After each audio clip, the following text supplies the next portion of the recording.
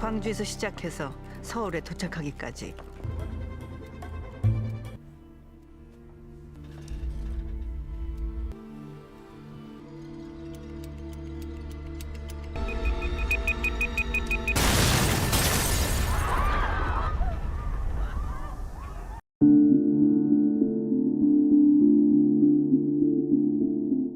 Di awal cerita kita diperlihatkan seorang wanita yang bernama Seo Moon-ju yang sedang menemani suaminya yang merupakan politikus bernama Jang Junik yang sedang mencalonkan diri menjadi Presiden Korea Selatan. Di tengah keramaian, Moon-ju membayangkan dirinya sebagai pria yang aktif dalam kegiatan sosial, mengunjungi panti jompo, menghadiri rumah ibadah, hingga berpidato dalam kampanye. Namun tiba-tiba ia ditembak orang tak dikenal di bagian leher hingga sekarat.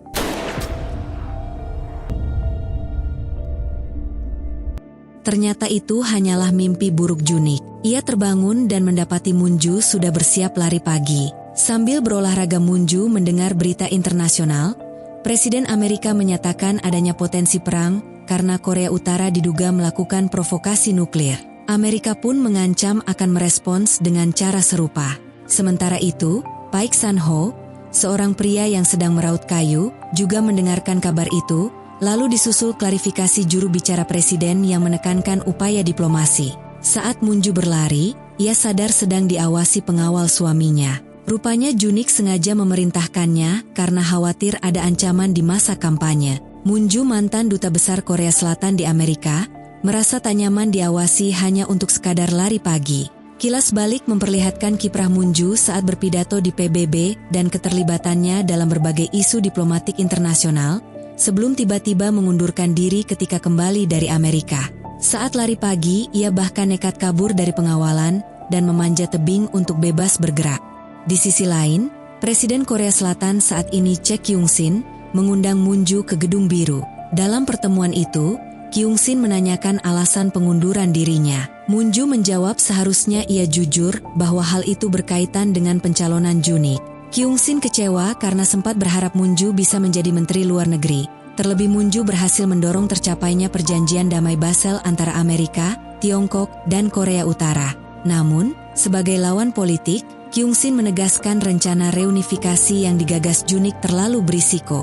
Moon-ju mencoba meyakinkannya dan menyampaikan bahwa suaminya akan menghadiri misa reunifikasi di Gereja Perdamaian, sekaligus ingin bertemu presiden malam itu. Moon-ju kemudian menemui asistennya, Yo Mi-ji, di sebuah salon. Ia meminta maaf karena membatalkan janji, tetapi Mi-ji justru menyatakan sudah tak bisa lagi mendukung Moon-ju. Alasannya, ia tak ingin terlibat dalam politik presiden. Moon-ju pun menegaskan tugasnya sebagai istri adalah tetap berada di sisi suami meski penuh risiko. Keesokan harinya, Junik memberi Moon-ju hadiah kalung sebagai tanda terima kasih karena ia mau kembali menemaninya. Sebelum berangkat misa, Junik meminta doa agar kuat menghadapi tantangan besar. Moon-ju yang curiga suaminya menyembunyikan sesuatu meminta penjelasan setelah misa. Dalam perjalanan, pengawal Junik yang bernama Park Chang-hye bersiap mengamankan gereja.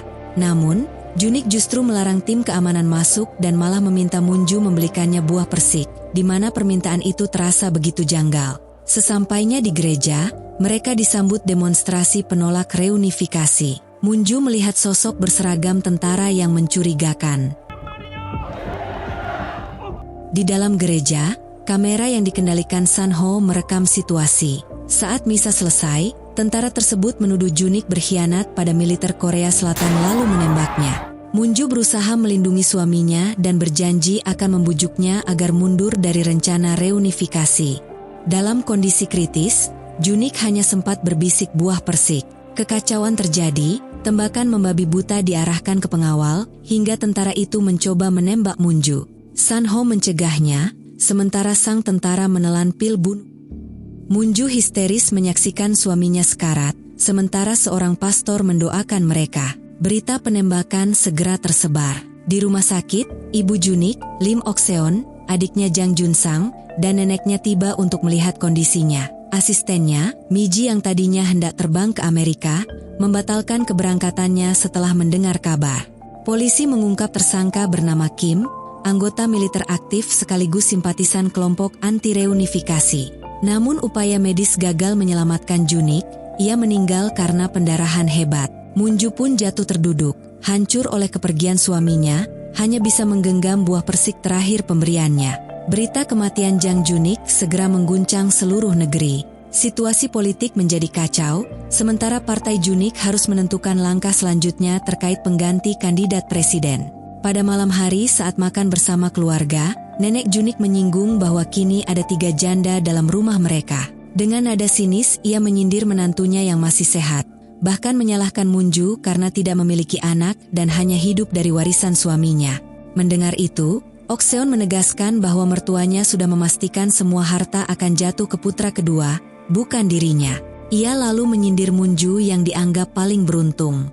Jun Sang pun menyela, menyatakan dirinya siap menggantikan sang kakak sebagai kandidat presiden dan yakin bisa menang telak. Ok Seon menanggapi dengan sindiran, menyebut ada yang diam-diam senang atas kematian Junik, salah satunya Huang Mangi. Ia juga menilai Jun Sang lebih cocok menjadi jaksa daripada presiden. Menurutnya sosok yang paling tepat menggantikan Junik justru Munju, karena ada aturan tak tertulis bahwa janda tidak pernah kalah dalam pemilu. Tak lama tim hukum datang membawa surat warisan. Isinya mengejutkan, seluruh harta Junik jatuh kepada Seo Munju. Hal ini memicu penolakan keras keluarga besar Jang. Namun tim hukum menegaskan semua itu sah secara legal. Nenek Junik kembali menyindir bahwa keluarga Jang membangun kekayaan dari nol, sementara Munju yang datang tanpa latar belakang kini menguasai semuanya. Ok Seon menuntut penjelasan, karena kabar ini pasti menjadi buah bibir. Seorang janda politikus menerima seluruh warisan mendiang suaminya. Munju menjawab bahwa ia tidak tahu menahu soal pengurusan harta. Namun, ia yakin Junik sengaja melakukan itu agar keluarga tidak lagi merendahkannya. Dengan tegas, Munju menegaskan ia bukan perempuan tanpa asal-usul, melainkan lahir dari seorang ibu yang berjuang keras membesarkannya dengan kasih sayang. Meski begitu, Ok Seon tetap merasa tidak adil, sebab harta 3 generasi kini jatuh ke tangan orang luar. Mendengar itu, Munju memutuskan untuk mendonasikan seluruh harta tersebut dan meninggalkan Korea. Jun Sang bersama ibunya pun merencanakan gugatan hukum dengan pengacara terbaik untuk merebut warisan kembali. Namun Munju menantang mereka, jika ingin menggugat silakan saja. Ia bahkan menyindir karena rapat keluarga digelar di rumahnya, padahal rumah itu sudah sah menjadi miliknya. Tak lama Jun Sang mengejar Munju. Ia mencoba meyakinkan agar Munju bekerja sama dengannya, mendonasikan sebagian harta untuk mendukung kampanyenya menjadi presiden. Munju menolak tegas dan meminta Jun Sang menggugat saja. Di sisi lain Sanho yang sedang memperbaiki kalung Munju menerima telepon dari rekannya, Iten dari luar negeri. Iten mengabarkan bahwa Munju sebenarnya berada dalam ancaman, dan ada klien yang meminta Sanho menjadi pengawalnya secara diam-diam. Sementara itu, polisi merilis foto tersangka penembakan yang bernama Kim Yong Jun. Munju bersama asistennya, Miji, melakukan penyelidikan pribadi. Polisi menemukan di rumah Yong Jun banyak foto dan data Junik, menandakan ia melakukan aksi itu dengan penuh kesadaran karena menolak gagasan reunifikasi. Munju kemudian mencari tahu tentang Sanho. Informasi yang ia peroleh simpang siur. Ada yang bilang ia pembelot Korea Utara, ada yang menyebut ia dari Rusia, dan hasil lain menunjukkan ia adalah warga Amerika. Merasa frustasi, Munju menangis di trotoar, tanpa sadar Sanho terus mengawasinya dari jauh. Sanho kagum pada keteguhan Munju yang tetap tegar meski diterpa badai. Ia bahkan berkata pada rekannya bahwa Munju lebih kuat dari yang mereka kira, sehingga ia sendiri merasa tidak pantas menjadi pengawalnya.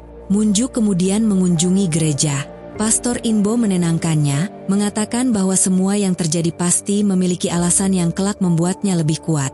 Munju mengaku datang bukan untuk berdoa, melainkan mencari Sanho. Saat keluar gereja, ia menemukannya menunggu di halte bus. Sanho menyampaikan bela sungkawa dan mengembalikan kalung Munju. Namun, percakapan mereka ternyata diawasi oleh orang-orang misterius. Sanho lalu membawa Munju ke sebuah lorong. Ia meminta Munju pergi lebih dulu, sementara dirinya menghajar orang-orang yang membuntuti.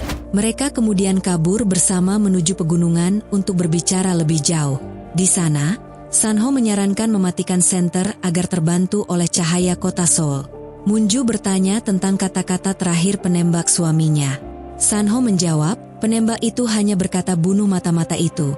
Menurut Munju, jelas pelaku bukan sekedar orang gila, pasti ada dalang besar di baliknya. Sanho lalu memperlihatkan rekaman CCTV gereja. Di sana terlihat penembak meletakkan sebuah kartu. Ia sudah mencoba menghubungi nomor pada kartu itu, tetapi tidak aktif.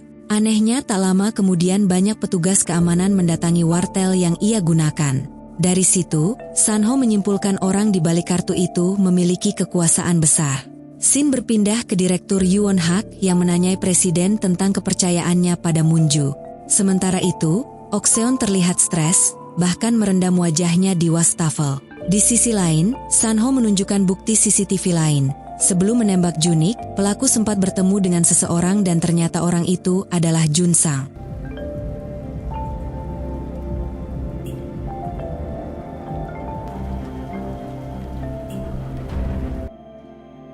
Di tempat lain, Anderson Miller, yang menjabat sebagai asisten wakil Menteri Luar Negeri untuk Korea Selatan, menemukan sebuah masalah penting. Ia kemudian meminta bantuan kepada Junik. Sejak saat itu, Junik mulai menjadi incaran orang-orang misterius karena permintaan Anderson menyangkut isu yang sangat sensitif, yaitu hubungan antara Korea Utara dan Korea Selatan. Sementara itu, Sanho mulai tertarik pada Munju setelah pidatonya tentang penyatuan Korea Utara dan Selatan menjadi viral. Di sisi lain, Munju yang ingin menyelidiki kematian suaminya bertanya kepada Chang Hye, asisten pribadi Junik, mengapa Junik pernah memintanya meningkatkan keamanan untuk dirinya. Chang Hye menjawab bahwa saat itu ia sering melihat Junik menelepon diam-diam, seolah ada sesuatu yang sedang diurus. Karena itulah Junik memintanya meningkatkan pengamanan bagi Munju. Ingatan Munju kemudian kembali pada obrolan Junik tentang gambar tupai. Ia akhirnya menyadari bahwa tupai yang dimaksud adalah adiknya sendiri, yaitu Junsang. Dari situlah Munju mengerti bahwa kemungkinan besar semua ini diatur oleh Junsang. Munju lalu meminta bantuan Miji untuk menyelidiki keluarga tentara yang diduga sebagai pelaku penembakan Junik.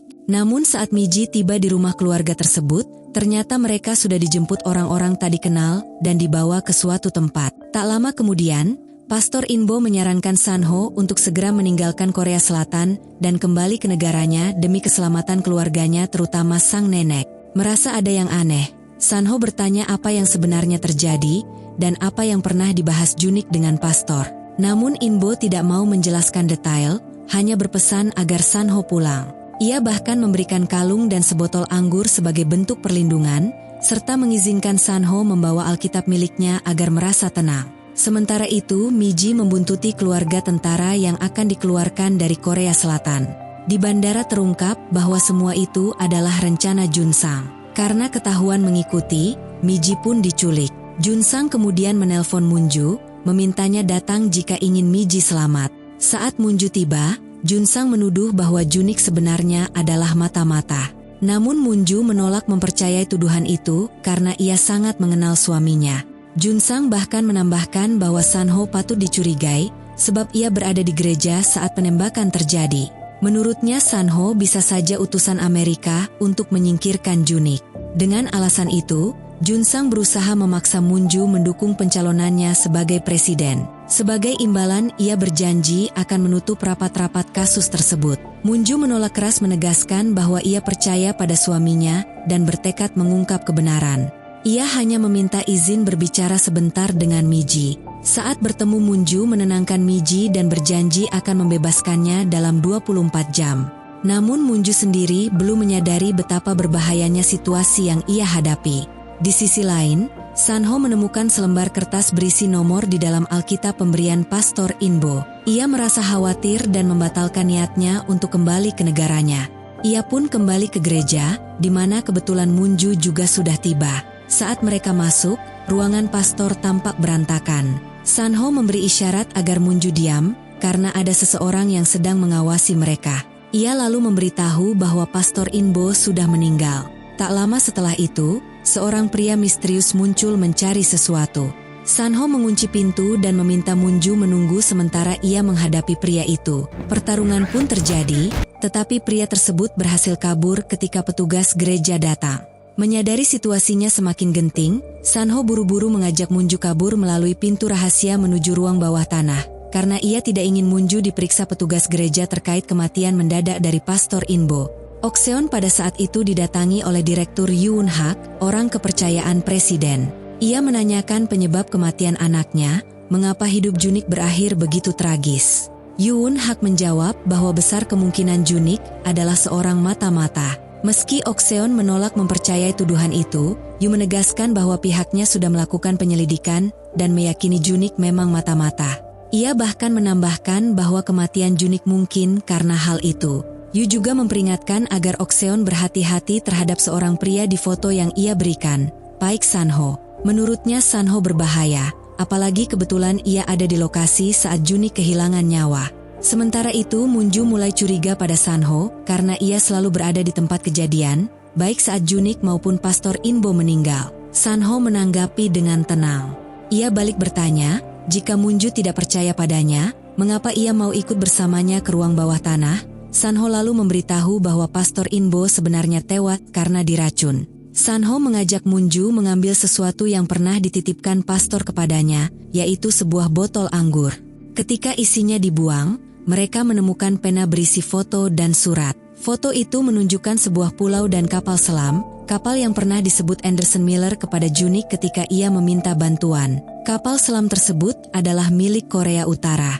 Menurut pengamatan Amerika Serikat, kapal itu membawa nuklir. Hal itu memicu ketakutan jika sewaktu-waktu rudal nuklir diluncurkan.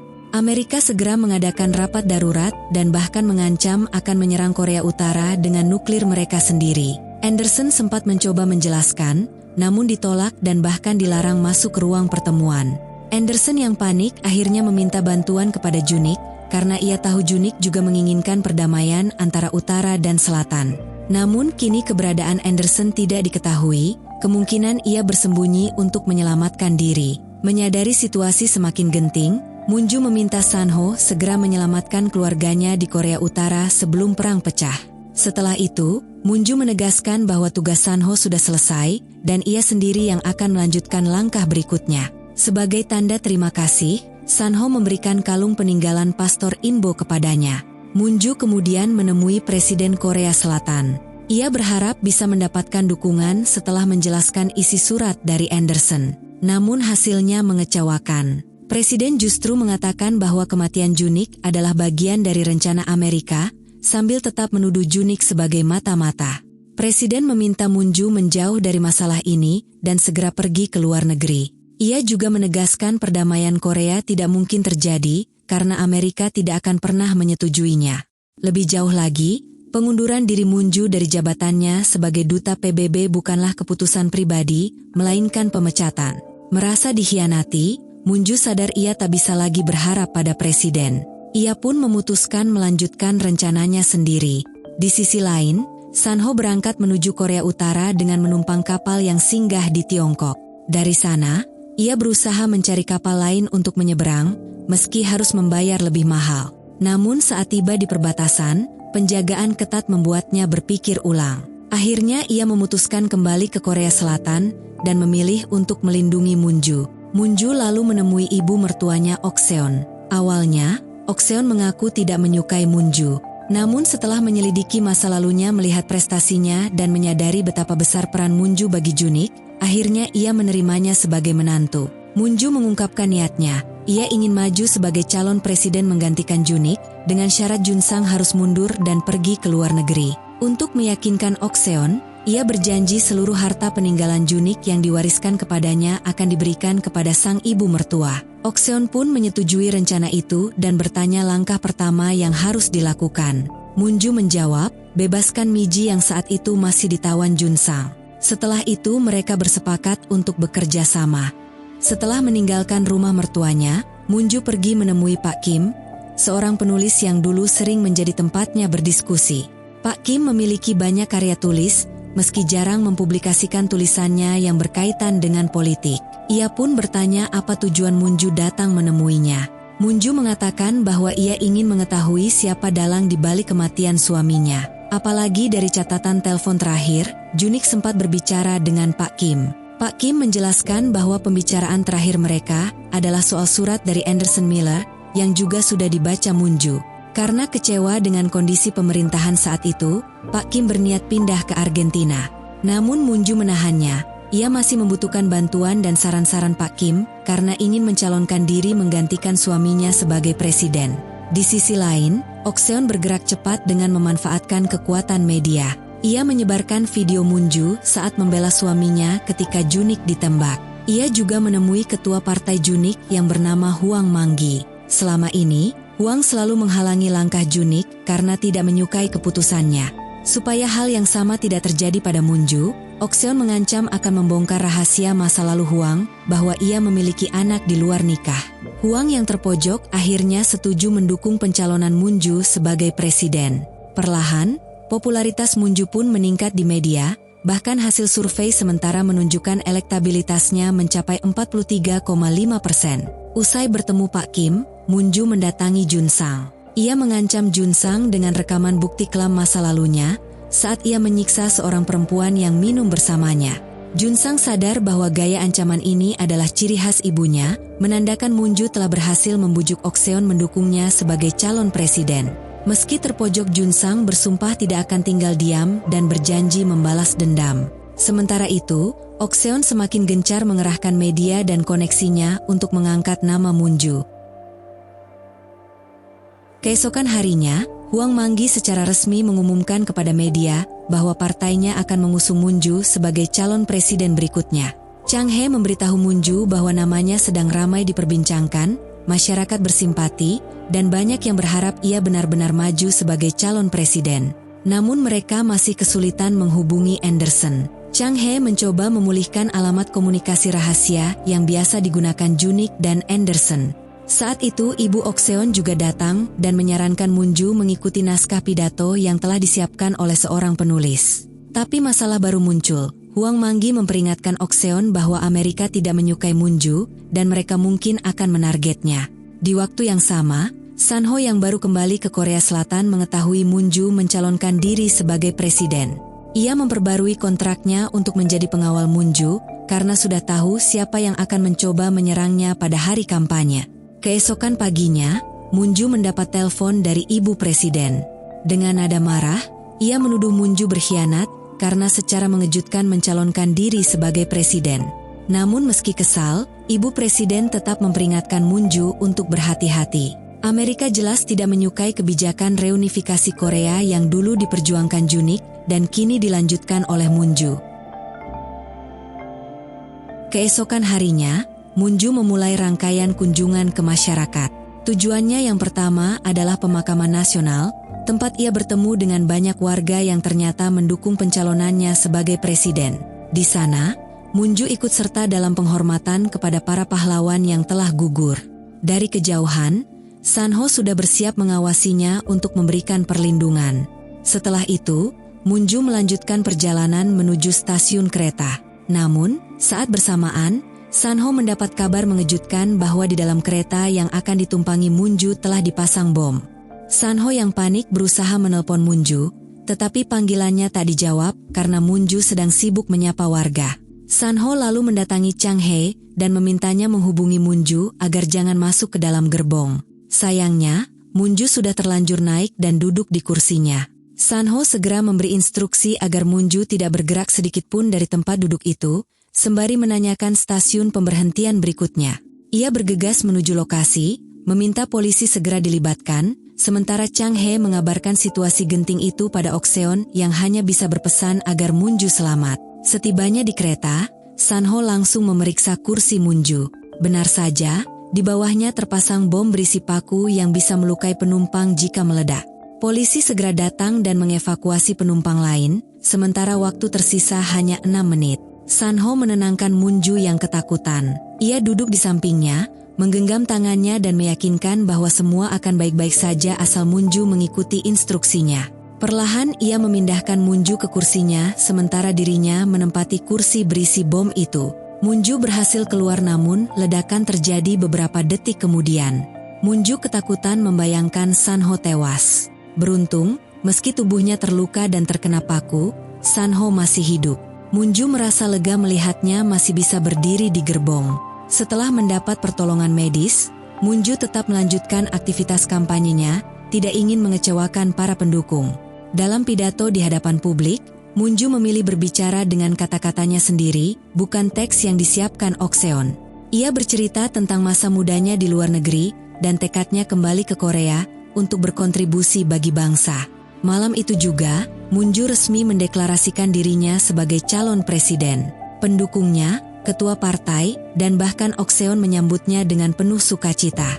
Dari kejauhan, Munju tahu Sanho tetap setia mengawasinya. Usai acara, Munju bersama Sanho mendatangi kantor polisi untuk melaporkan insiden bom. Saat saling bertatapan, keduanya seolah bisa membaca isi hati masing-masing. Malam harinya, mereka bertemu di gereja. Munju bertanya bagaimana Sanho selalu muncul di saat yang tepat. Sanho pun menjelaskan bahwa ia memang ditugaskan oleh seorang klien untuk melindungi Munju, namun kini ia sendiri yang menawarkan diri menjadi pengawal pribadinya. Alasannya sederhana, mereka memiliki tujuan yang sama, menghentikan perang antara Korea Utara dan Korea Selatan. Munju pun menerimanya. Sementara itu, dari lautan, kapal milik Korea Utara yang muncul ke permukaan meluncurkan sebuah peluru menuju pulau yang belum diketahui tujuannya. Sementara itu, Seo Munju bersama Miji dan Chang Hae diam-diam mulai menyelidiki identitas asli Paik Sanho, termasuk rekam jejaknya sebagai pengawal yang dikenal tak pernah gagal melindungi klien. Chang Hae yang curiga menuding Sanho sebagai pembunuh bayaran internasional, bahkan menyebut bahwa Sanho tidak memiliki kewarganegaraan yang jelas. Ia menambahkan, Sanho memang menjadi sukarelawan di gereja, tetapi lingkaran pergaulannya banyak dipenuhi pembelot, sehingga kecurigaannya semakin menguat bahwa Sanho mungkin agen Korea Utara. Namun Munju menegaskan agar mereka tidak gegabah menuduh tanpa bukti. Menurutnya, satu-satunya cara untuk mengetahui tujuan Sanho adalah dengan merekrutnya sebagai pengawal pribadi. Malam harinya, Munju teringat ucapan Chang Hae yang menuding Sanho memiliki maksud tersembunyi dengan menjadi pengawalnya. Di saat yang sama, ia membuka sebuah email dari luar negeri yang berisi kisah tentang Sanho yang dahulu menjadi pengawal khusus ibunya. Isi pesan itu juga memuji keputusan Munju yang telah mempercayakan keselamatan dirinya pada Sanho. Keesokan paginya, Munju pergi ke pasar untuk membawa sebongkah biji besi. Ia menyerahkannya pada seorang pemilik toko untuk diperiksa, meski tujuan sebenarnya belum ia ungkapkan. 대통령은 왜 베이징에 갔을까요? Munju mengunjungi Pak Im. Saat itu mereka melihat berita tentang Presiden Chae Kyu-shin yang melakukan kunjungan mendadak ke Beijing. Munju lalu bertanya alasan dibalik kunjungan itu. Pak Im berpendapat, mungkin Presiden ingin meminta Tiongkok menjadi penengah. Tak lama Munju menerima pesan dari seseorang bernama Shin yang mengirim alamat Wisma Negara Tiongkok, beserta foto dua perempuan bernama Madam Cho dan Jin Suryeon, penerjemah Kim Han-sang untuk bahasa Inggris dan Mandarin. Dari pesan itu, terungkap bahwa sambutan terhadap Presiden Chae Kyu-shin tidak begitu baik. Munju pun bertanya-tanya mengapa Tiongkok mendukung pecahnya perang, padahal mereka juga akan merugi. Pak Im lalu menjelaskan, jika Korea Utara beraliansi dengan Tiongkok dan negara sekutu lainnya, maka Amerika Serikat akan menghadapi krisis besar. Ia menambahkan Direktur CIA kini berada di Seoul, dengan alasan menyelidiki kematian Junik sekaligus mengawasi pencalonan Munju sebagai presiden. Pak Im juga mengungkapkan bahwa pengeboman di gerbong kereta yang menimpa Munju didalangi pihak Amerika, dan mereka akan terus menebar ancaman. Meski begitu, Munju tidak gentar. Ia bertekad untuk melawan semua ancaman itu. Pak Im menekankan, dukungan besar rakyat Korea Selatan menjadi alasan Munju menjadi target Amerika, sehingga Munju harus memastikan rakyatnya benar-benar menginginkan reunifikasi damai. Malam itu Munju menemui ibu mertuanya Ok Seon di halaman rumah. Ia memutuskan pindah dari rumah mendiang suaminya demi keamanan. Ok Seon curiga, keputusan itu datang dari Paik Sanho, pengawal baru yang mencurigakan namun memikat banyak wanita, apalagi ia sudah 2 kali menyelamatkan nyawa Munju. Ia mengingatkan, jika Munju sampai jatuh hati pada Sanho, maka semua rencana akan hancur. Namun Munju menegaskan, ia punya alasan untuk menyelidiki mengapa Sanho menyelamatkannya, karena ia yakin kunci misteri kematian Junik ada pada pria itu. Keesokan harinya Munju benar-benar pindah ke rumah baru yang direkomendasikan Sanho. Ia membawa serta para pengawalnya, termasuk Chang Hae dan asistennya, Miji. Sanho menerapkan banyak aturan ketat, seperti melarang Munju meletakkan foto di samping tempat tidur maupun membuka jendela sembarangan karena bisa menjadi celah bagi pengintaian. Ia juga meminta Munju menempati kamar dekat dirinya yang semula disiapkan untuk Miji agar lebih mudah melakukan penyelamatan darurat. Chang He merasa keberatan dengan cara Sanho hingga Munju memutuskan berbicara langsung dengannya. Munju menegaskan bahwa ia selalu mendengar pendapat timnya dan jika Sanho serta Chang He tak bisa bekerja sama, maka ia sulit mempercayakan diri pada Sanho. Sanho dengan tenang menjawab bahwa semua yang ia lakukan semata-mata demi keselamatan Munju. Tak lama kemudian, Okseon datang berkunjung untuk melihat kondisi rumah baru Munju. Ia terkejut melihat Sanho memasak di dapur, sementara Chang He menambahkan bahwa Sanho bahkan berjaga tidur di dekat kamar Munju. Hal itu membuat Okseon semakin curiga Sanho berusaha mendekati menantunya. Ia pun meminta Chang He untuk terus mengawasi Sanho. Sanho yang mendengar percakapan itu hanya diam, namun memperhatikan keduanya dari dapur. Okseon juga meminta bantuan Chang He memeriksa kemungkinan adanya alat penyadap di rumahnya, karena ia yakin ada pihak yang ingin memata-matai dirinya sekaligus mencari tahu kebenaran di balik kematian anaknya. Malam itu, Munju kembali berkampanye di hadapan publik. Ia mengingat pesan Pak Im agar mampu menyentuh hati para pendukungnya. Namun di tengah kampanye, Sanho melihat seorang pria mencurigakan di lantai 2 podium dan segera melaporkannya pada Chang He. Sayangnya, Chang He menanggapinya dingin dan hanya menyuruh Sanho fokus menjaga Munju di dekat panggung. Setelah kampanye, rombongan bergerak ke lokasi berikutnya. Dalam perjalanan, Sanho kembali merasa firasat buruk, terutama ketika ia melihat pria mencurigakan yang sama dengan tato gangster di lehernya. Ia juga memperhatikan sopir truk mogok yang menyebabkan kemacetan. Sanho memperingatkan akan adanya ancaman. Benar saja, sebuah truk tiba-tiba menabrak mobil mereka dari belakang, disusul ledakan besar tak jauh di depan. Untungnya, Sanho dengan sigap mengambil alih kemudi sehingga mereka selamat dari jebakan tersebut. Setelah kejadian, Sanho segera membawa Munju ke stasiun bawah tanah, tempat yang dianggap paling aman agar tidak terlacak. Ia juga meminta Munju mematikan ponselnya demi keamanan. Sementara itu, Chang He yang menonton berita kecelakaan panik ketika melihat mobil Munju. Tak lama kemudian, Miji datang dan menceritakan apa yang terjadi, namun mereka gagal menghubungi Munju maupun Sanho. Di ruang bawah tanah, Sanho menjelaskan bahwa firasat buruk sudah ia rasakan sejak kampanye. Ia menenangkan Munju agar tetap kuat karena ancaman serupa akan terus datang. Saat itu, ia juga menyadari luka kecil di kening Munju lalu mengobatinya. Setelah kondisi aman, mereka kembali pulang. Chang He yang panik menegur Sanho karena tak bisa dihubungi, tetapi Sanho menegaskan bahwa semua itu demi menghindari pelacakan. Miji membenarkan alasannya. Tak lama, Sanho menelpon temannya di luar negeri untuk mencari tahu siapa klien sebenarnya yang memintanya melindungi Munju.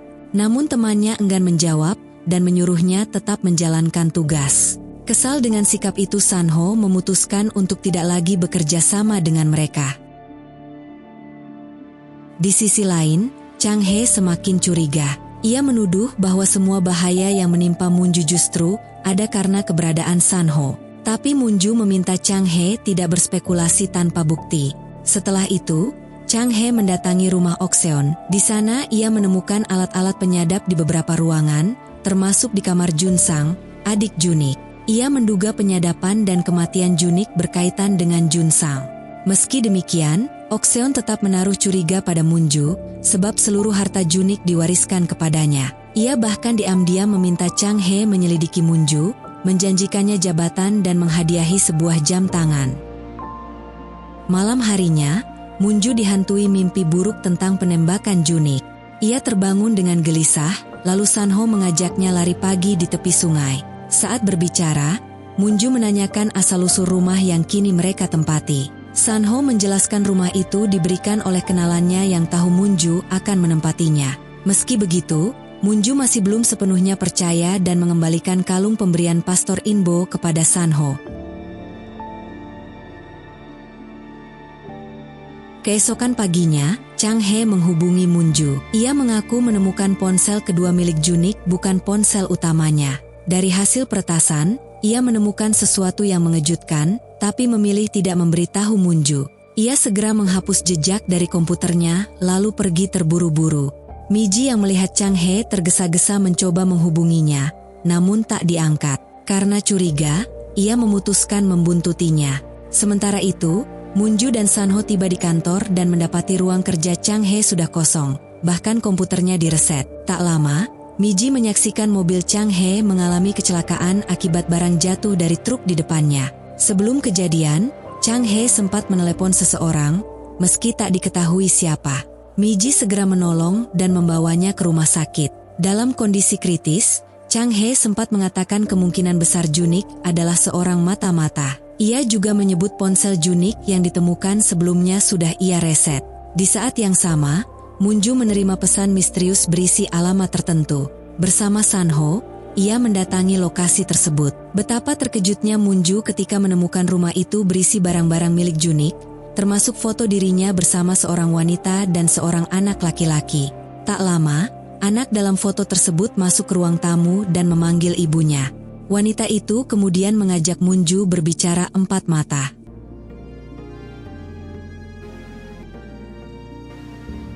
Wanita yang meminta Munju datang ke kediamannya ternyata bernama Kang Hana, selingkuhan Junik. Dengan nada menyindir, ia bertanya pada Munju dari mana sebaiknya ia memulai kisahnya bersama Junik. Menyadari suasana yang tegang, Sanho segera mengajak anak Hana bermain agar Hana bisa bicara lebih leluasa dengan Munju. Hana kemudian mengungkapkan bahwa ia dan anaknya sering berada di gereja yang sama dengan Munju dan Junik. Ia juga menjadi saksi mata saat Junik kehilangan nyawanya. Namun, berbeda dengan Munju yang dielu-elukan media karena keberanian dan sikap elegannya dalam membela sang suami, Hana justru histeris dan menangis hebat melihat kematian itu di depan matanya. Karena itulah, setiap kali berita baik tentang Munju bermunculan, kebencian Hana makin dalam. Apalagi setelah mengetahui Munju melanjutkan perjuangan Junik dengan mencalonkan diri sebagai presiden. Dengan sengaja, Hana memprovokasi Munju. Ia mengatakan akan pindah ke rumah ibu mertua Munju, yaitu Okseon yang merupakan rumah peninggalan Junik. Hana juga mengancam akan membuka ke publik bahwa Junik memiliki anak di luar nikah, serta berniat menghancurkan kehidupan Munju. Ia menambahkan bahwa baik ibu mertua Munju maupun nenek Junik sudah mengetahui hubungan gelapnya dengan Junik termasuk keberadaan anak itu. Bahkan, kalung salib yang selalu dipakai Munju dan dianggap pemberian Junik ternyata dirancang oleh Hana, sebuah bukti bahwa ia benar-benar ingin menghancurkan Munju. Mendengar semua itu, Munju yang marah besar segera meninggalkan rumah Hana dengan langkah gemetar. Tak lama, ia langsung menemui Okseon dan menanyakan kebenaran tentang wanita simpanan Junik. Okseon menanggapinya dengan tenang. Ia mengaku sudah mengurus Hana dan bahkan menyuruhnya pindah ke luar negeri. Namun emosi Munju memuncak. Ia mengatakan seandainya tahu sejak awal, ia pasti sudah menceraikan Junik begitu perselingkuhan itu terjadi. Okseon justru menyarankan agar Munju memanfaatkan situasi ini untuk meraih simpati rakyat, sekaligus memperkuat pencalonannya sebagai presiden. Munju terkejut dengan cara berpikir ibu mertuanya. Ia pun menyatakan akan memutuskan hubungan termasuk kontrak politik yang pernah mereka buat. Ia juga memperingatkan bahwa dirinya menyimpan bukti penggelapan uang Okseon dalam sebuah dis lepas yang disembunyikan di kotak perhiasan pemberian sang mertua. Jika suatu hari ia merasa terpojok oleh ancaman Okseon, bukti itu akan ia gunakan untuk menyerang balik. Selain itu, Munju mendesak agar Okseon segera menyingkirkan Kang Hana. Saat perselisihan memanas, nenek Junik ikut memprovokasi. Ia menuduh Munju egois dan menyinggung cucunya yang kesepian, bahkan bertanya apakah Munju sudah melihat anak dari Junik.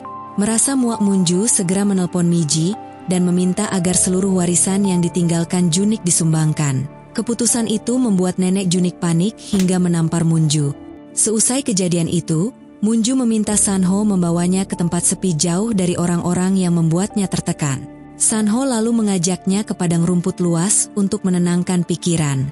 Di sana Munju mengatakan ingin mencoba sesuatu yang belum pernah ia lakukan, yaitu belajar menembak dengan pistol. Sanho menuruti permintaannya. Meski awalnya tangan Munju gemetar saat pertama kali menarik pelatuk, Sanho dengan sabar membimbingnya. Saat berlatih, Munju merasakan debaran jantung yang berbeda, seolah ia benar-benar memahami maksud Sanho tentang melindungi diri. Ketika kembali ke rumah, tangannya masih kaku karena hentakan pistol. Sanho yang menyadari hal itu pun memijat tangannya agar lebih rileks. Keesokan harinya, Pak I menggelar presentasi, mengajak para pemuda untuk turun ke jalan demi mencegah terjadinya perang.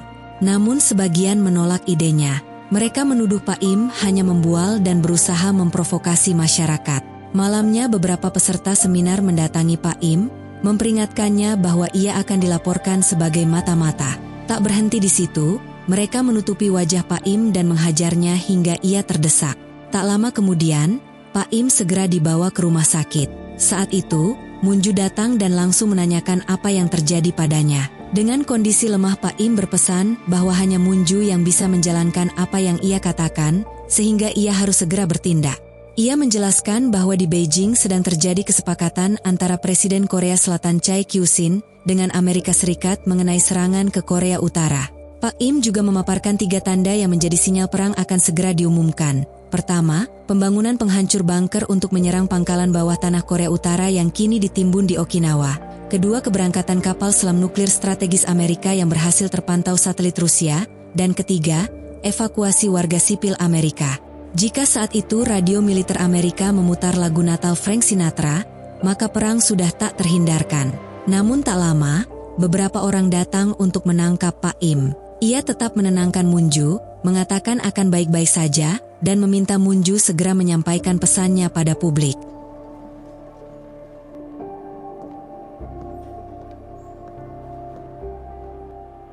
Setelah itu, Miji menelpon Munju dan memintanya segera datang ke kantor. Ia menemukan sesuatu di ponsel kedua milik Junik, yaitu email berisi percakapan antara Junik dengan Anderson Miller. Dari situ, Munju akhirnya memahami awal mula konflik tersebut yang ternyata berawal dari adanya pembelot Korea Utara. 3 orang pembelot memberi informasi bahwa mereka mengetahui keberadaan kapal selam yang diduga milik Korea Utara, bahkan disebut-sebut membawa nuklir. Mendengar hal itu, Amerika panik dan segera melakukan pencarian. Mereka mengklaim telah menemukannya, tetapi Anderson Miller justru meragukan klaim tersebut. Ia menyelidiki lebih lanjut, namun tidak menemukan satupun bukti nyata tentang keberadaan kapal selam itu. Saat mencoba mengkonfirmasi kepada para pembelot, mereka tiba-tiba seolah dipaksa bungkam agar kebenaran tidak terungkap. Ketika Anderson Miller mencoba memberi penjelasan kepada pemerintah Amerika, suaranya diabaikan. Tidak punya pilihan lain, ia pun bergerak sendiri, tapi membutuhkan bantuan Junik sehingga ia menghubunginya. Saat penyelidikan berlangsung, nama Stella Young terus muncul dalam dokumen persetujuan. Menurut Miller, Stella masih berada di Korea. Namun ketika Junik memeriksa paspornya, ternyata tidak ada foto sama sekali, meski tetap bisa digunakan untuk bepergian ke luar negeri.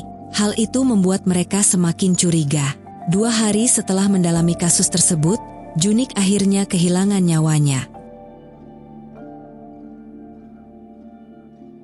Keesokan harinya, Presiden Korea Selatan berdoa di gereja lalu masuk ke bilik pengakuan dosa. Namun, yang ada di balik bilik ternyata Munju. Munju mendesaknya agar berkata jujur kepada publik. Namun sang ibu presiden menolak, bahkan merobek kertas yang disodorkan Munju. Ia menegaskan Munju tak akan mengerti karena belum pernah berada di posisinya. Sebelum pergi, ia mengatakan bahwa itu adalah keselamatan terakhir bagi Munju. Usai itu, Munju menemui Duta Besar Cina di Korea Selatan untuk menanyakan sikapnya soal rencana serangan AS. Bukannya panik, Duta Besar justru menegaskan bahwa ia setuju, sama seperti Presiden. Ia juga memperingatkan Munju bahwa meski keras kepala dan cerdas, ia bisa kehilangan nyawanya jika terus ikut campur.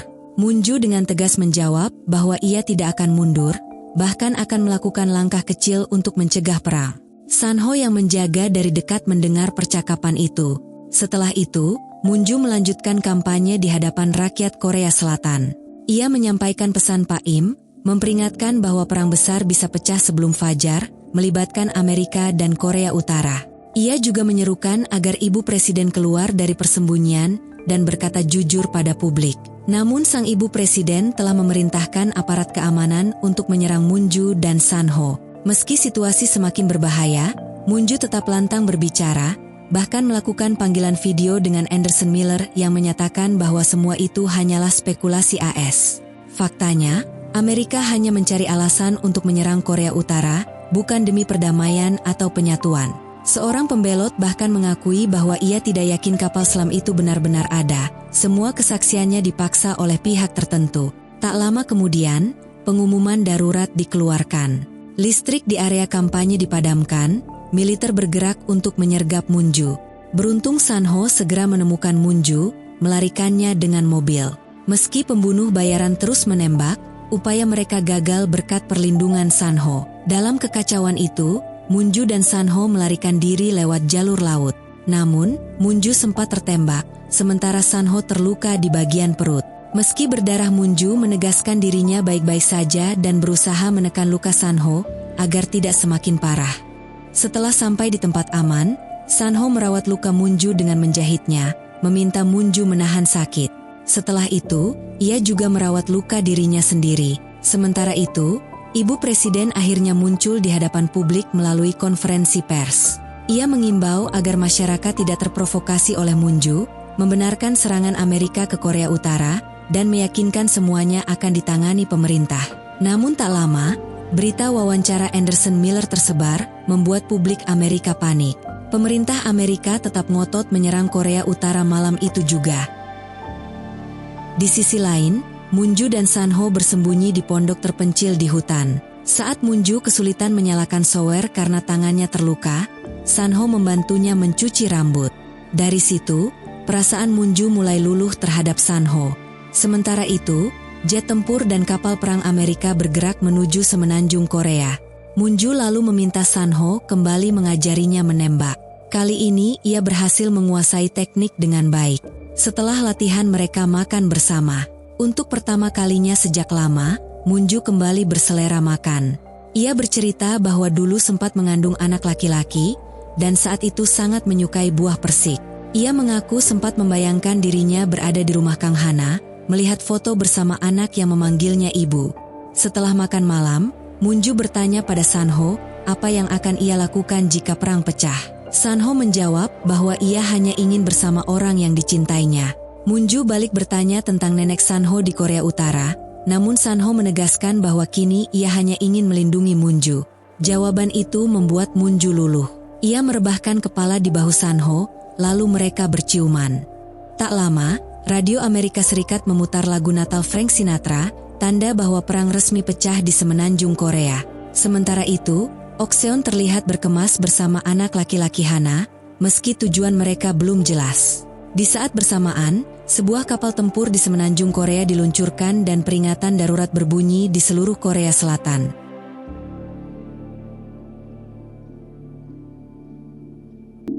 Pesawat intai Amerika tiba di semenanjung Korea, bersamaan dengan radio militer Amerika yang menyiarkan lagu Natal Frank Sinatra. Namun, pesawat intai tersebut dicegat dan ditembak jatuh saat mencoba menyerang Korea Utara. Di sisi lain, Munju yang mulai jatuh hati pada Sanho mengingat pertemuan mereka. Keduanya akhirnya tidur bersama dan berencana meninggalkan Korea untuk memulai hidup baru di luar negeri. Mereka membayangkan tinggal di gurun Gobi jauh dari keluarga. Dalam obrolan intim, Munju mengenang ibunya yang berjuang sendiri setelah ditinggal ayahnya. Meski pernah kabur ke Amerika, baginya rumah sejati hanyalah Korea. Karena itu, ia ingin menghentikan perang, walau kembali merasa gagal melindungi negerinya. Sementara itu, pemerintah Amerika cemas setelah Korea Utara memperkenalkan kapal selam nuklir yang tak terduga. Presiden Korea Selatan Chae Kyu-shin juga menyaksikan berita keberhasilan Korea Utara menembak jatuh pesawat AS. Amerika menegaskan tak akan mundur, bahkan Presiden Amerika meminta Chae Kyu-shin menyingkirkan Munju karena dianggap mengacaukan rencana mereka. Chae Kyu-shin kemudian memberi klarifikasi dalam konferensi pers bahwa pesawat Amerika hanya menjalankan misi rutin sebelum ditembak rudal Korea Utara. Ia juga mengumumkan status siaga pertahanan Korea Selatan dicabut agar rakyat beraktivitas normal. Munju dan Sanho yang menonton berita itu merasa setidaknya perang berhasil dicegah meski situasi belum benar-benar aman. Munju masih melihat kecemasan di wajah Presiden Kyu-shin. Di Gedung Biru, Kyu-shin menerima laporan dari Woon Hak bahwa popularitas Munju meningkat, membuat rakyat meragukan pemerintah. Kesal dengan kondisi itu, Kyu-shin memberi isyarat agar Woon Hak menyingkirkan Munju. Woon Hak mengaku sudah lama menyiapkan rencana untuk menjatuhkannya. Di tempat lain, Munju menerima kabar dari Miji bahwa Chang Hae sudah sadar. Saat video call, Chang Hae mengungkap sebelum kecelakaan ia sempat membuka ponsel Junik dan menemukan video pelantikan tentara Korea Utara, menunjukkan bahwa Junik adalah mata-mata. Chang Hae mencoba bertemu pengirim pesan misterius di ponsel itu, tapi ia malah mengalami kecelakaan di terowongan Seonggwang, tempat yang ternyata dekat dengan rumah Kang Hana di Hyorimdong. Sementara itu, Kang Hana kini tinggal bersama ibu mertua Munju Okseon dan nenek Junik. Ia bahagia melihat putranya bermain dengan keluarga Junik, meski tak mendapat hati suaminya. Okseon menenangkannya dengan berkata bahwa ia sudah mendapat semua yang diinginkan. Namun muncul kecurigaan ketika Okseon memindahkan pakaian anak Hana dengan alasan sirine perang. Kembali ke Munju dan Sanho, mereka mulai menduga bahwa Stella yang mereka cari sebenarnya adalah Kang Hana. Petunjuknya berasal dari tempat-tempat yang Hana kunjungi bersama putranya yang sesuai dengan catatan impor atas nama Stella Yong. Nomor telepon Stella yang mereka dapat pun ternyata sama dengan nomor yang dimiliki Junik. Di sisi lain nenek Junik bahagia bersama cucunya, membuat Hana memuji kasih sayang Okseon. Dari neneknya, Hana tahu bahwa Junik bukan anak kandung Okseon, melainkan anak perempuan simpanan ayahnya. Okseon membesarkannya dengan penuh kasih sayang, tetapi menegaskan bahwa Junik tak boleh tahu kenyataan itu. Sanho memesan truk untuk membawa dirinya dan Munju menuju Mongolia. Namun Munju gelisah teringat ucapan terakhir Junik sebelum meninggal. Ia merasa Junik sebenarnya sedang mencari kebenaran dan dipaksa menjadi mata-mata oleh pihak yang mengatur perang. Sanho yang cemburu mendengar hal itu meminta Munju berhenti memikirkan Junik dan segera meninggalkan Korea. Tak lama Miji menelpon dan memperingatkan bahwa tempat persembunyian mereka telah disadap. Berita televisi kemudian menyiarkan skandal tentang Munju dan Sanho, bahkan menyebarkan rekaman percakapan pribadi mereka. Kang Hana merasa puas melihat Munju dipermalukan. Sementara Okseon tertawa dan memerintahkan seseorang mengumpulkan respons media terkait kabar itu. Panik dengan situasi tersebut, Sanho mencari alat pelacak di rumah namun tak menemukannya. Munju menenangkannya dan menegaskan ia akan ikut Sanho meninggalkan Korea. Namun rencana gagal karena badai membatalkan pelayaran menuju Mongolia. Kesal, Sanho mengambil pistol dan peralatan tempur, lalu bergegas ke suatu tempat. Ia melarang Munju ikut dan hanya memintanya berkemas, memberi senjata agar Munju bisa menjaga diri. Sementara itu, elektabilitas Munju anjlok akibat skandal. Nenek Junik bahkan menghina Munju sebagai jalang, membuat Okseon jengkel dan menyuruhnya pergi. Saat mendengar rekaman pribadinya, Munju menemukan petunjuk. Kalung Sanho ternyata disusupi alat perekam olehnya sendiri. Sanho kemudian menemui rekannya Valkyrie yang ternyata juga memasang alat sadap di pondok persembunyian. Mereka bertengkar sengit karena Sanho merasa ada pihak ketiga yang ikut menyadap. Valkyrie mengaku tak tahu siapa pelakunya. Perkelahian itu terdengar oleh Munju dari dalam pondok. Tak lama, pasukan yang dipimpin Direktur Won Hak menyerbu Sanho atas tuduhan spionase. Won Hak menuduh Sanho bekerja untuk Kim Han Sang melalui perusahaan Cheonil di Makau dan menyewa Sanho hanya untuk menyingkirkan Munju. Ia bahkan memprovokasi Sanho dengan mengatakan bahwa membuat Munju jatuh cinta hanyalah bagian dari rencana menjatuhkannya. Munju yang mendengar hal itu hancur hati. Sanho marah dan menyandra salah satu pengawal, tetapi Won Hak terus menekan dengan menyebut nenek Sanho ada di tangan mereka. Ia juga tahu rencana Sanho Munju ke Mongolia, di mana Munju akan ditangkap sementara Sanho diberi kebebasan kembali ke Korea Utara. Sanho yang terdesak kemudian menyerah dan naik kapal sesuai instruksi Won Hak. Saat kalungnya terjatuh, ia baru menyadari ada alat sadap dari Munju. Kecewa dan merasa dikhianati, Munju meninggalkan pondok. Sementara itu, Sanho melawan saat dikawal di lift dan berhasil kabur. Ia kembali ke pondok tetapi Munju sudah pergi. Munju yang melarikan diri masuk ke hutan hingga terjatuh ke jurang. Ia bangkit meski terluka, mendengar suara Sanho, namun terus menghindar. Sampai di tebing, ia turun lalu jatuh ke tanah, menangis putus asa karena merasa kembali dikhianati. Tak lama, ia menerima pesan misterius yang mengabarkan kebenaran tentang kapal selam nuklir Korea Utara. Saat bertanya siapa pengirimnya, ia diminta datang ke pelabuhan Gyeomseol untuk mengetahui jawabannya. Sanho kembali berhadapan dengan salah satu rekannya dari kelompok Valkyrie yang berusaha melarikan diri, namun berhasil dicegah olehnya. Dengan menodongkan pistol, Sanho memaksanya untuk menyelidiki identitas Stella Yang. Di sisi lain, Anderson melakukan panggilan video dengan Munju terkait video kapal selam yang sebelumnya dikirim seseorang misterius ke ponsel Junik, kini berada di tangan Munju. Anderson terkejut, karena kapal itu sama dengan yang selama ini ia curigai, meski berbeda dari laporan resmi. Ia menjelaskan bahwa sebenarnya ada dua kapal selam, satu yang telah dimodifikasi, sementara kapal selam nuklir asli disembunyikan di lokasi yang belum diketahui. Sementara itu, pemerintah Amerika menegaskan sikap mereka, benar atau tidaknya kabar tentang kapal selam, perang tetap harus dilanjutkan. Mereka merasa tidak bisa mundur setelah sebelumnya menyatakan siap berperang. Rasa penasaran membuat Munju ingin mengungkap siapa sebenarnya Stella Young demi membersihkan namanya. Ia menerima pesan lokasi dari pengirim misterius yang menjanjikan jawaban, meski Miji memperingatkannya agar tidak menuruti undangan itu. Munju bersikeras meminta Chang He menemaninya ke pelabuhan. Setibanya di sana, Chang He memeriksa area sekitar, sementara Munju merasa ada yang mengikutinya. Benar saja, ia menemukan Sanho. Amarah Munju memuncak, ia menegaskan sudah tidak membutuhkan Sanho lagi karena kekecewaannya. Namun Sanho dengan tenang, menyatakan justru dialah yang sangat membutuhkan Munju. Meski begitu Munju tetap mengusir Sanho dengan mengarahkan pistol, memperingatkan agar tidak lagi mencarinya.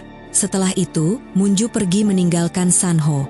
Dalam perjalanan pulang, Chang He sempat mengakui bahwa awalnya ia mencurigai Sanho, tetapi setelah menyelidikinya, ia yakin Sanho tulus melindungi Munju. Namun Munju enggan membahasnya, bahkan meminta Chang He menepikan mobil karena merasa mual. Saat itu, tanpa sepengetahuan Munju, Sanho telah menyelipkan sebuah ponsel ke dalam sakunya agar bisa menghubunginya. Sementara itu, Sanho mulai menggali identitas Stella Young, mencurigai keterkaitan dengan Kang Hana. Ia menelusuri masa lalu Hana untuk memastikan kebenarannya. Di sisi lain, Hana bersiap tampil di depan publik dengan membawa beberapa barang, termasuk pena dan pil beracun.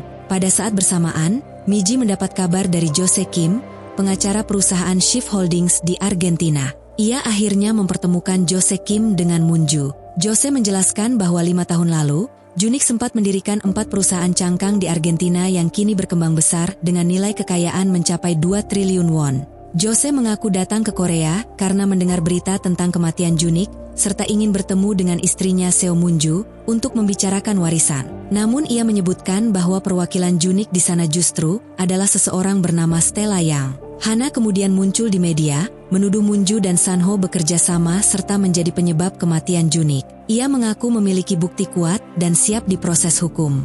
Sementara itu, anak Hana yang mencari ibunya justru ditenangkan oleh neneknya Okseon. Jose Kim menawarkan bantuan untuk mengurus harta kekayaan Junik di Argentina. Munju menyetujuinya dengan syarat profesional, menjanjikan komisi 5% dari total aset, serta meminta semua catatan transaksi antara Junik dan Stella Young. Sanho yang terus membuntuti Hana akhirnya menemuinya di rumah lama.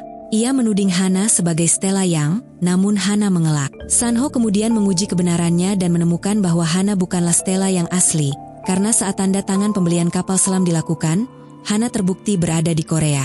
Bahkan Junik semasa hidupnya pun sempat mencurigainya. Hana yang terpojok mencoba diri dengan racun, tapi berhasil digagalkan. Dalam perkelahian itu, ia bahkan berusaha meracuni Sanho, namun gagal. Sanho menekannya untuk jujur dan menawarkan perlindungan jika Hana mau bekerja sama. Sementara itu, Chang He mengaku pada Munju bahwa ia pernah diperintah ibu mertuanya, Okseon, untuk diam-diam menyelidikinya. Ia bahkan sempat menerima jam tangan mewah darinya. Namun Munju memaafkan Chang He karena ia berterus terang. Sanho diam-diam mendatangi rumah sakit tempat Won Hak dirawat. Ia mengancamnya, menuntut penjelasan mengapa Munju dituduh mata-mata. Won Hak mengaku bahwa Munju dianggap penghalang perang, sehingga harus disingkirkan. Menurutnya, meski isu kapal selam palsu, perang tetap harus digulirkan. Di sisi lain, Miji menawarkan kapal untuk membawa Munju keluar dari Korea. Namun Munju menolak karena masih banyak hal yang harus diselesaikannya. Ia lalu mendengar kabar bahwa Pak Im telah dibebaskan dan ingin menemuinya. Saat bertemu, Munju sempat mengajak Pak Im kabur bersama, namun ditolak. Ia kemudian memaksa dengan menodongkan pistol, membawa Pak Im ke tebing, dan menuntut pengakuan. Akhirnya Pak Im mengaku selama ini hanya memanfaatkan Junik dan Munju, bahkan menyebarkan bukti palsu untuk menuduh Junik sebagai mata-mata. Ia juga mengaku sebagai orang yang meninggalkan nomor telepon pada kertas putih di setiap korban pembunuhan. Pak Im juga tahu tentang ayah Munju yang dicap pengkhianat, penyebab keluarganya pindah ke Amerika. Namun Munju menolak mempercayai sepenuhnya. Saat Pak Im mencoba menyerang, Sanho datang tepat waktu, menembaknya di dekat telinga lalu memaksa menghubungi pihak yang memberi perintah. Sanho dan Munju kemudian menyusun rencana, menggunakan Pak Im sebagai umpan untuk memancing dalang sebenarnya di pelabuhan. Saat eksekusi muncullah Okseon bersama Hana. Okseon memperingatkan bahwa Hana adalah penembak handal yang bisa menewaskan Munju dalam sekejap. Namun ketika diminta menembak, Hana justru berbalik mengarahkan senjatanya pada Okseon. Ketegangan bertambah saat Won Hak tiba bersama pasukan, memerintahkan agar semua bersenjata dianggap mata-mata dan dibunuh. Sanho segera bertindak cepat, menyelamatkan Munju hingga mereka terpaksa melompat ke laut. Meski dalam keadaan genting, Sanho dan Munju berhasil selamat. Saat keduanya menatap satu sama lain, perasaan yang terpendam akhirnya pecah dan mereka berdua pun berciuman.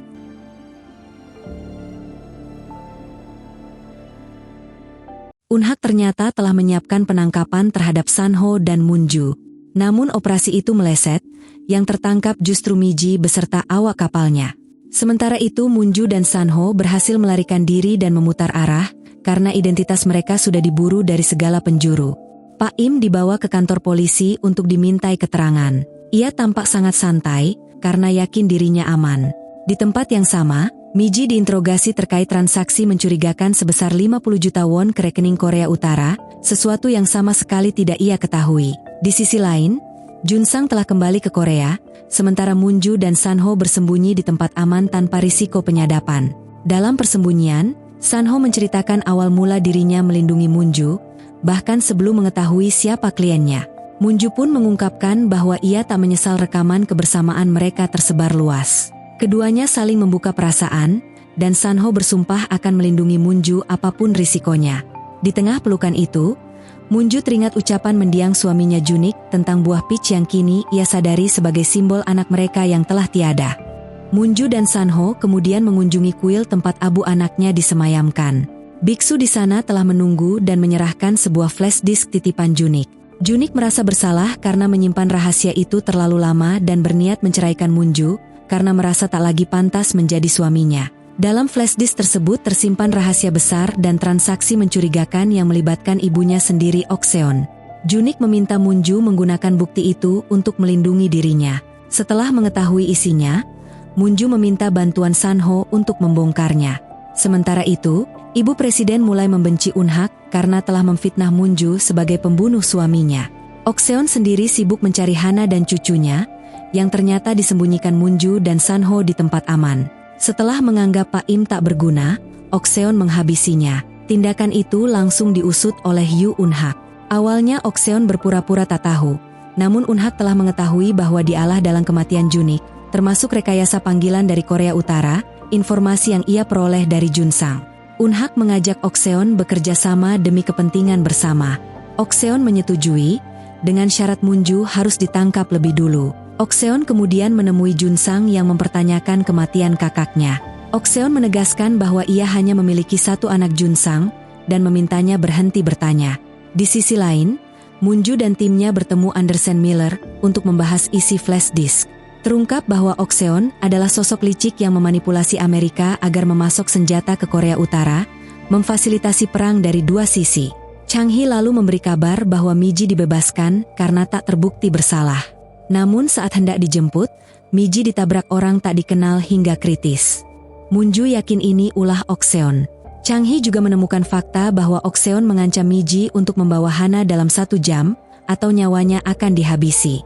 Munju segera memperingatkan Hana agar kabur bersama anaknya. Namun Hana menyatakan bahwa Munju tak akan mampu menghentikan perang besar, karena Raja Idisha berencana menyerang Amerika dengan nuklir yang dibeli dari Korea Utara. Ancaman itu mengguncang Amerika dan Presiden Korea Selatan. Che Kyung-sin diam-diam meminta pertemuan dengan Munju tanpa sepengetahuan Unhak. Hana dan anaknya bersiap kabur ke Australia. Sebelum pergi, Hana mengaku bahwa kalungnya hanyalah replika. Ia membelinya karena cemburu pada Munju yang menerima kalung asli dari Junik. Setelah Hana dan anaknya pergi bersama Sanho, Munju meminta Andersen membekukan rekening Korea Utara agar dana Raja Idisha tak bisa ditransfer. Munju lalu bergerak menemui Okseon. Ia juga meminta Sanho setelah memastikan Hana aman untuk menemui ibu presiden. Munju sadar ia harus ikut mengejar kapal selam nuklir yang diincar Okseon demi mencegah perang. Saat bertemu Okseon, sang mertua kecewa karena Munju tak membawa Hana. Munju menenangkan Okseon dengan mengatakan bahwa Hana telah melepaskan seluruh hak warisan. Seluruh harta Junik kini milik Okseon dan Junsang. Okseon pun setuju dan mengajak Munju ikut bersamanya. dengan rencana menahan Munju dan memaksanya mengaku ke publik sebagai pembunuh Junik demi memastikan Ok-seon mendapatkan segalanya. Setelah Ok-seon menaiki helikopter, Munju dibawa dengan mobil hingga tiba di kapal yang akan ditumpangi Ok-seon untuk mengejar kapal selam bermuatan nuklir. Namun di sanalah Munju justru dijebak. Atas perintah Ok-seon, anak buahnya menyiksa Munju dengan pukulan bertubi-tubi. Junsang sebenarnya menentang tindakan ibunya, tetapi Ok-seon memaksanya diam dengan janji bahwa seluruh harta akan diwariskan kepada Junsang. Munju kemudian dipanggil oleh Junsang karena Ok-seon ingin berbicara. Munju berusaha menyadarkannya, namun Junsang justru marah menampar Munju dan menegaskan bahwa Munju tidak memahami apapun. Di hadapan Munju, Ok-seon akhirnya menceritakan masa lalunya. Bagaimana ia bertahan hidup saat suaminya terjerat korupsi besar. Ia mendekati para petinggi, mengumpulkan rahasia dan kelemahan mereka, lalu menggunakannya sebagai alat ancaman. Ia juga menjalin hubungan dengan Amerika Serikat untuk mendapat perlindungan, yang membuat posisinya selalu aman. Dari sanalah ambisinya tumbuh, memiliki kapal selam nuklir. Ok-seon lalu bekerja sama dengan Raja Idisha, menawarkan kapal selam milik Korea Utara, agar dapat digunakan untuk menekan Amerika. Dialah dalang yang mengadu domba negara-negara besar. Sementara itu, Sanho menyusup ke rumah Eun-hak untuk memasang bahan peledak, lalu mengancam Eun-hak secara langsung. Ia menggunakan Eun-hak sebagai umpan agar ibu presiden mau keluar menemuinya. Untuk membuktikan ancamannya bukan gertakan, Sanho meledakkan rumah Eun-hak sebagai percobaan. Akhirnya ibu presiden bersedia bertemu Sanho. Dalam pertemuan itu, Sanho mengingatkan peristiwa tahun 2007. Meski bom di tubuh Eun-hak telah dilepas, Eun-hak justru membalas dengan kejam mengungkap bahwa ia telah membunuh nenek Sanho karena Sanho memilih Munju. Ibu presiden kemudian kembali menemui Sanho untuk mendengar penjelasan lengkap. Ia mengungkap bahwa tahun 2007 adalah momen damai, ketika Amerika, Korea Utara, Korea Selatan, dan Raja Idisha menandatangani gencatan senjata berkat kerjasama dirinya dan Munju. Kini perdamaian itu runtuh karena ulah Ok-seon. Ketika Eun-hak mencoba menghalangi, ibu presiden justru menilai Eun-hak mencurigakan terutama setelah memfitnah Munju, hingga akhirnya Eun-hak ditangkap. Di sisi lain, Ok-seon mengungkap rencana terakhirnya pada Munju. Ia memiliki koper cadangan untuk peluncuran nuklir. Ia yakin Raja Idisha tak akan berani menekan tombol, sehingga Ok-seon sendiri yang akan menembakkan rudal dan membuat dunia percaya bahwa Idisha adalah pelakunya.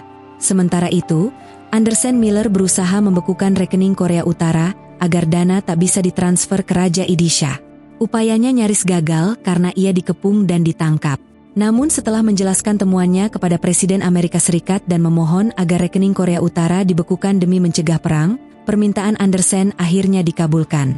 Kisah beralih ke masa lalu Ok-seon. Sejak kecil, ia menyimpan dendam pada orang-orang yang menindasnya.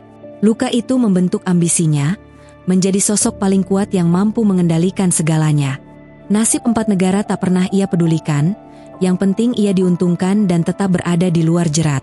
Di tengah rencananya, Junsang tiba-tiba menangkap ibunya sendiri atas dugaan pembunuhan kakaknya serta aliran dana ilegal. Ok-seon sempat menggunakan identitas palsu Yomiji, namun tetap tenang. Ia tahu Junsang telah lama mencurigainya dan memasang penyadap di rumah mereka. Meski begitu, Ok-seon memerintahkan anak buahnya menangkap Munju dan Junsang. Keduanya berhasil melarikan diri di tengah kepungan, sementara Ok-seon memerintahkan pasukannya menyingkirkan siapapun yang menghalangi. Munju dan Junsang berusaha menuju ruang kontrol untuk menghentikan segalanya. Namun Junsang tertembak di kaki. Sebelum berpisah, ia memberikan kunci pada Munju dan memintanya menghubungi Presiden Korea Utara agar kapal selam nuklir segera diputar balik. Di saat yang sama, Ibu Presiden memberitahu Sanho lokasi Munju agar ia bisa menyelamatkannya. Munju dan Sanho akhirnya bertemu, bersembunyi sejenak dari kejaran, dan di tengah ketegangan itu mereka kembali berciuman, seolah menenangkan ketakutan yang tersisa. Keduanya lalu melanjutkan misi menuju ruang kontrol. Munju menghubungi Kim Han-sang dan meminta bantuan. Han-sang mengungkap fakta krusial, koper di tangan Ok-seon adalah kunci utama. Jika tombol ditekan, sinyal nuklir akan terkirim dan perang tak terelakkan. Satu-satunya cara adalah merebut koper sebelum Ok-seon melarikan diri. Munju terhalang dan diserang anak buah Ok-seon, namun Sanho terus melindunginya. Sayangnya, Ok-seon sudah lebih dulu membuka koper dan memasukkan sandi. Saat Sanho menembak tangannya, Ok-seon tetap tak menyerah. Ia mencabut kunci dan melemparkannya ke laut, lalu mengakhiri hidupnya sendiri. Munju dan Sanho kembali ke ruang kontrol untuk mencari kunci cadangan. Mereka menemukannya, namun tak mengetahui sandinya. Hansang mengungkap bahwa sandi ada pada Raja Idisha. Saat Raja Idisha menghubungi Munju dan memberikan kode, mereka berhasil menghentikan peluncuran. Kapal selam berbalik arah, namun bom di kapal justru aktif. Sanho mengunci diri di dalam ruang mesin dan memaksa Munju pergi, berniat menjinakkan bom seorang diri. Meski Munju ingin tetap bersamanya, ia akhirnya pergi mencari teknisi. Namun kenyataannya, Sanho berbohong, Munju dipaksa naik skoci dan meninggalkan kapal. Tak lama kemudian, kapal itu meledak.